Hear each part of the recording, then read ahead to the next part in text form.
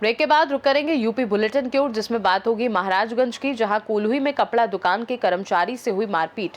आगे बात करेंगे शाहजहांपुर की, जहां थाना रोजा व सिंधौली क्षेत्र में खनन माफिया के हौसले बुलंद हैं। ऐसी तमाम खबरों पर विस्तार से डालेंगे नजर।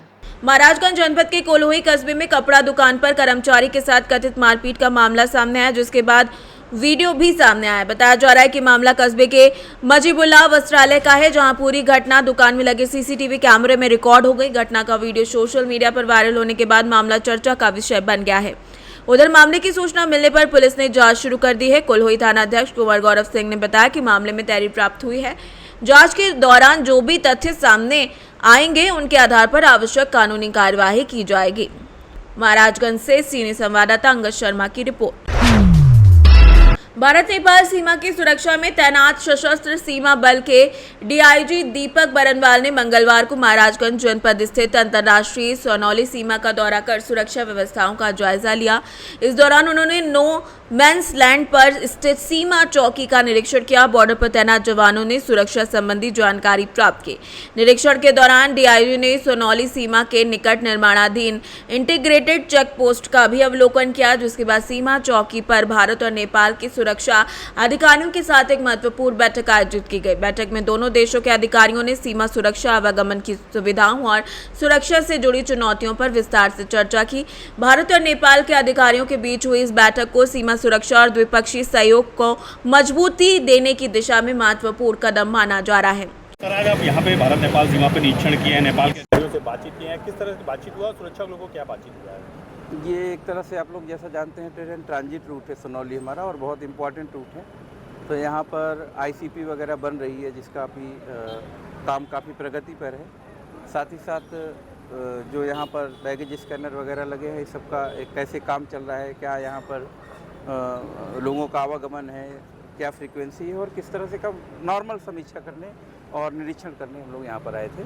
जो नेपाल से बात हुई वो रूटीन ही बात हुई, जो हम लोग का एजेंडा रहता है नॉर्मली, कि किस तरह से सुविधाओं पर और ध्यान दिया जाए और इस रूट को और बेहतर किया जाए। सर, हाल ही के दिनों में दिल्ली में जो दिल्ली पुलिस सेल और केंद्रीय खुफिया एजेंसियों ने जो अलग अलग हिस्से से देश के हिस्सों से 9 लोगों को संदिग्ध पकड़ा था, उसके बाद से चूंकि नेपाल से तार जुड़े हुए रहते, उसके बाद से भारत नेपाल की सीमा पर किस तरह से सुरक्षा बढ़ाई है सर? नहीं, सुरक्षा तो पहले से ही है। नेपाल जैसा फ्रेंडली हमारी कंट्री है, और एसएसबी की जो ड्यूटी है, उस ड्यूटी चार्ट में जो काम है वो हम लोग करते हैं। जो आप जो सूचना दे रहे हैं उस तरह का कोई इंट अभी यहाँ के लिए नहीं है। ऐसा कोई इंट आएगा तो जरूर इसके लिए हम लोग काम करेंगे। पर किस तरह से यहाँ पर सुरक्षा बढ़ाई गई है? खुली सीमा, जैसे कि आप जानते हैं कि चाहे नेपाल के लोग हों चाहे इंडिया के लोग हों, normally trade and transit route के रूप में ये सोनौली बॉर्डर जाना जाता है।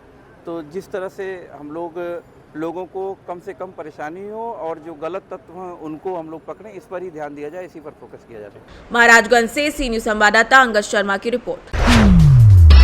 खबर शाहजहांपुर से, जहां कोतवाली क्षेत्र स्थित एबी रिच इंटर कॉलेज के खेल मैदान, जिसे मिशन फील्ड के नाम से जाना जाता है, पर अवैध कब्जे के आरोपों को लेकर किसान यूनियन संविधान ने मुख्यमंत्री के नाम सिटी मजिस्ट्रेट को ज्ञापन सौंपकर कार्यवाही की मांग की है। किसान यूनियन संविधान के मुखिया रमाकांत कश्यप ने आरोप लगाया कुछ भूमाफियाओं द्वारा खेल मैदान की भूमि पर अवैध रूप से बजरी और मोरंग डालकर कब्जा किया जा रहा है। उनका कहना है कि इस कब्जे को लेकर लगातार ये कहा जा रहा है, जिससे विद्यालय की भूमि भी प्रभावित हो रही है। उन्होंने बताया कि इस संबंध में पूर्व में भी प्रशासन को शिकायत की जा चुकी है। नगर मजिस्ट्रेट कार्यालय द्वारा खेल मैदान से अतिक्रमण हटाने के निर्देश थाना कोतवाली पुलिस को दिए गए थे, लेकिन अब तक कोई प्रभावी कार्रवाई नहीं हुई है। किसान यूनियन संविधान ने प्रशासन से मिशन फील्ड और विद्यालय परिसर को अवैध कब्जे से मुक्त कराने और दोषियों के विरुद्ध कठोर कार्यवाही की मांग की है।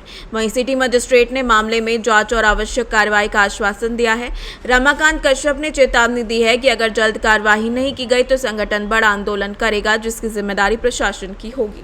केडू को मुख्यमंत्री को आपने जो लेटर दिया है, क्या समस्या है, क्या नाम है आपका? मेरा नाम रमाकांत कश्यप है, भारतीय किसान यूनियन संविधान का राष्ट्रीय अध्यक्ष है। आज हमारी ये मांग है, average inter college mission field में जो अवैध कब्जा हो रहा है, मोरंग गिट्टी डाल के लोग अपना धंधा बिजनेस कर रहे हैं। बच्चों को पढ़ने में बहुत दिक्कत आ रही है, खेलने कूदने में बहुत दिक्कत आ रही है। धूल मिट्टी जैसी तमाम सी चीज़ें वहाँ पर बच्चों को बहुत नुकसान पहुँचा रही हैं। कब्जाधारक काफ़ी दबंग किस्म के लोग हैं। यदि कब्जा मुक्त नहीं होता है तो संगठन के द्वारा एक बड़ा आंदोलन किया जाएगा, जिसकी जिम्मेदारी शासन व प्रशासन की होगी। जो अवैध कब्जा किए हैं, कौन लोग कब्जा किए हैं?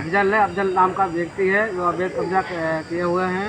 इससे पहले भी पत्रकार साथियों ने यहाँ पर ज्ञापन और मीडिया के माध्यम से आवाज़ उठाई थी। अभी तक कोई सुनवाई नहीं हुई है। यदि सुनवाई नहीं होती, अफजल ही है और उनके साथ और भी कोई है? अफजल भी है और भी साथी उनके हैं।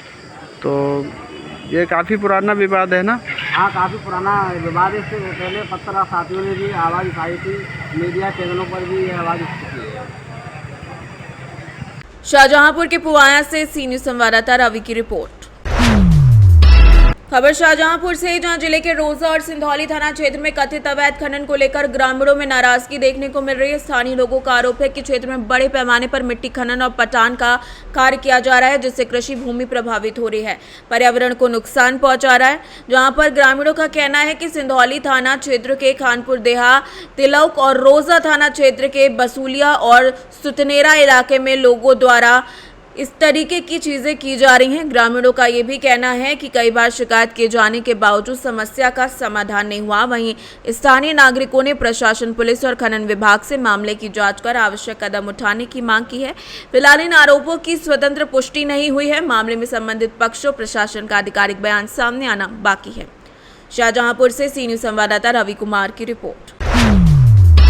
शाहजहांपुर से खबर है, जहां पर बंडा थाना क्षेत्र में एक घर में घुसकर चोरी की वारदात को अंजाम देने वाले आरोपी को स्थानीय लोगों की मदद से मौके पर ही पकड़ लिया गया। पुलिस ने आरोपी के कब्जे से चोरी की गई 2000 रुपए की नकदी भी बरामद की है। पुलिस के मुताबिक वादी के घर में घुसकर एक युवक पैंट की जेब से 2000 रुपए चोरी कर भागने का प्रयास कर रहा था। इसी दौरान स्थानीय लोगों ने उसे पकड़ लिया, पुलिस के हवाले कर दिया। तलाशी के दौरान आरोपी के पास से चोरी की पूरी रकम बरामद कर ली गई है। गिरफ्तारी और बरामदगी की कार्यवाही में पुलिस टीम के साथ स्थानीय लोगों का महत्वपूर्ण सहयोग रहा। शाहजहांपुर से सी न्यूज़ संवाददाता फसाद खान की रिपोर्ट। शाहजहांपुर के परौर थाना क्षेत्र में ब्रह्मदेव मंदिर परिसर में नकदी चोरी कर भाग रहे एक आरोपी को स्थानीय लोगों की सतर्कता और सहयोग से मौके पर ही पकड़ लिया गया। आरोपी के कब्जे से चोरी किए गए 3320 रुपए भी बरामद कर लिए गए हैं। पुलिस के मुताबिक 31 मई को ग्राम परौर स्थित ब्रह्मदेव मंदिर की कोठरी में रखे गए बक्से से अज्ञात व्यक्ति द्वारा 3320 रुपए निकाल लिए गए। घटना के दौरान मंदिर परिसर में मौजूद लोगों ने आरोपी को कोठरी से निकालकर भागते हुए देख लिया। पूछताछ में आरोपी ने अपना नाम कन्हई निवासी ग्राम हैदलपुर जनपद शाहजहांपुर बताया। घटना की सूचना मिलने पर थाना परौर पुलिस मौके पर पहुंची। आरोपी को हिरासत में ले लिया गया। पुलिस ने आरोपी के कब्जे से चोरी की पूरी रकम 3320 रुपए बरामद कर लिया है। गिरफ्तार अभियुक्त के खिलाफ आवश्यक विधिक कार्यवाही की जा रही है। शाहजहांपुर से सी न्यूज़ संवाददाता फसाद खान की रिपोर्ट। यूपी बुलेटिन में फिलहाल के लिए इतना ही। बने रहिए सी न्यूज़ भारत के साथ। हर खबर आपके साथ, आपके हाथ।